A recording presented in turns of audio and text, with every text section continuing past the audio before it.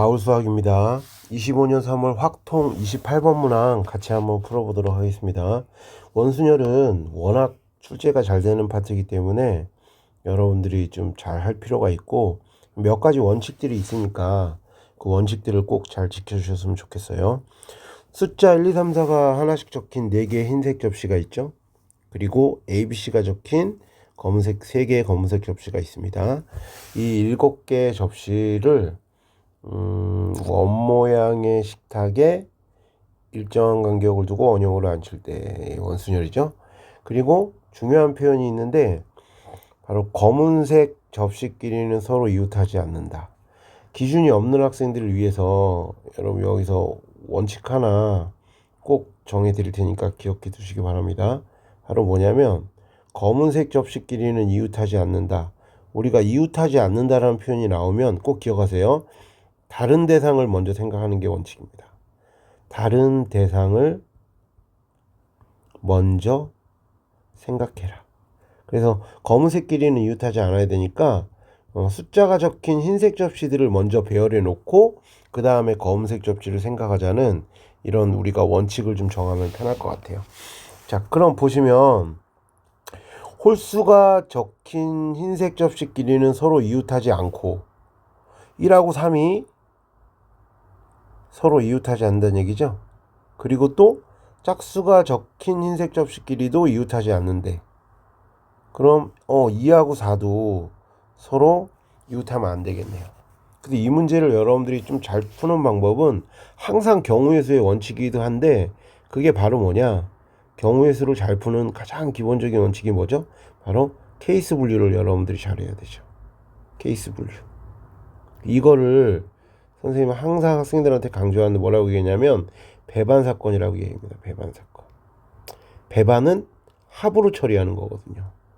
그래서 절대로 같이 일어날 수 없는 사건. 그걸 우리가 배반 사건이라고 하는데 그 케이스를 여러분들이 분류하면 문제풀이가 쉬워집니다. 그럼 이 문제는 어떻게 분류할 거냐면요. 첫 번째 케이스 원수연을 만들어 놓고 1하고 3이요. 완전히 대각선에 마주보고 있는 경우, 이웃하지 않는 경우야. 1하고 3이 이웃하지 않고 완전히 여러분들이 마주보고 있는 경우. 그러니까 1하고 3이 절대로 여러분 이웃하지 않는 경우를 먼저 생각해 볼 거고요. 이게 케이스 1번. 그 다음에 두 번째는요. 두 번째는 1하고 3이 완전히 마주보는 게 아니라 보세요. 두 번째 케이스는 1 옆에 3이 있는 경우. 1 옆에 3이 요쪽이나 요쪽이 있을 수 있겠죠. 이런 기준이니까. 항상 원순열은 여러분 처음에 앉는 건 기준이거든요. 그래서 1이 왼쪽이나 오른쪽에 이렇게 있는 경우. 이 두 가지로 여러분들이 구별해서 문제를 풀면 좋을 것 같아요. 첫 번째 마주보고 앉는 경우. 그럼 여러분 봅시다. 1하고 3이 마주보고 앉는 경우 몇 가지죠? 한 가지입니다. 가끔 학생들 중에 두 가지라고 하는 학생들이 있는데 원순열은 1하고 3이 이렇게 앉으나 똑같죠. 왜냐면 돌릴 수 있으니까. 이게 돌면 결국 똑같아지잖아요. 그래서 이거는 같은 거다. 그래서 한 가지다. 기억하시고 그럼 이제 1하고 3이 앉아있기 때문에 이제 2하고 4는 어떻게 앉냐에 따라서 달라지죠. 완전히. 그래서 2가 여기 앉고 여기 앉는 경우랑 여기 앉고 여기 앉는 경우 이렇게 다르겠죠. 그래서 우리는 두 가지라고 할 수 있습니다. 2하고 4가 앉는 경우 이 팩토리아 두 가지. 그래서 우리는 이걸 갖다가 이제 원형 위에 숫자들은 다 앉혔어요. 그래서 1하고 3항이 절대로 여러분들이 같이 붙을 수 없는 2번처럼 붙을 수 없는 마주보고 앉는 경우 그 사이에 숫자가 있는 경우를 배열했고요. 그럼 이제 뭐만 하면 됩니까? 우리가 처음에 읽었던 검은색 접시끼리는 이웃하지 않으니까 앉을 수 있는 자리가 여기 하나 둘 세 개 네 자리가 생겼죠. 그래서 A가 들어갈 수 있는 자리 네 자리. 그러면 A를 여기다 써볼게요. 그 다음 B가 들어갈 수 있는 자리는 하나 둘 셋. 그래서 세 가지가 가능하겠죠. B도 여기 앉았다고 해봅시다. 마지막으로 C가 들어갈 수 있는 자리는 여기 아니면 여기니까 몇 가지? 두 가지겠죠. 그래서 A와 B가 1하고 3이 서로 완전히 마주보고 앉는 가지수는 몇 가지입니까? 바로 48가지가 됩니다. 이렇게 1과 3이 바로 이렇게 마주보고 앉는 경우 48가지. 두 번째는요.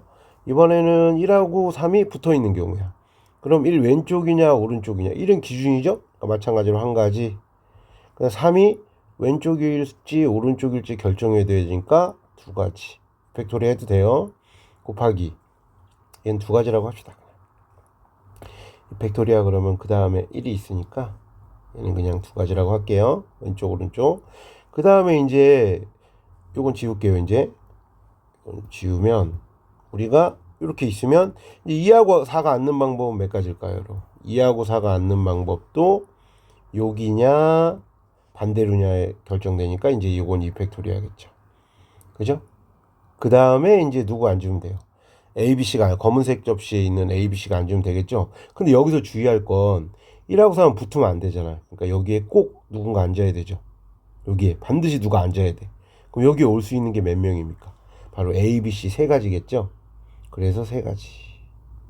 여기는 A를 앉혔다고 봅시다. 그럼 이번에 두 번째로 고려할 사람은 뭐예요? 또 2하고 여기 2하고 4도 이웃하면 안 되니까 요 사이에 반드시 누가 와야 되겠죠. 그러니까 그게 올 수 있는 게 누구예요? B 아니면 C니까 바로 두 가지겠죠. 끝난 게 아니죠. 마지막으로 과정은 곱이니까. 그럼 이제 C가 앉을 수 있는 거는 여기 아니면 여기니까. 그래서 몇 가지예요?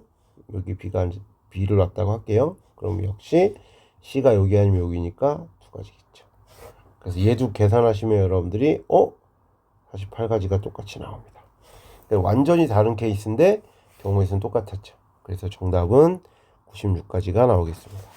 이렇게 여러분들이 우리가 경우의 수 문제 풀 때는 아까 선생님이 언급했듯이 케이스를 분류하는 배반과 그리고 진행사건은 우리가 진행사건 과정이라고 얘기할게요. 과정은 바로 곱하기로 처리한다. 그래서 배반은 선생님이 만든 유명한 얘기입니다. 바로 배반은 합이고 과정은 곱이다.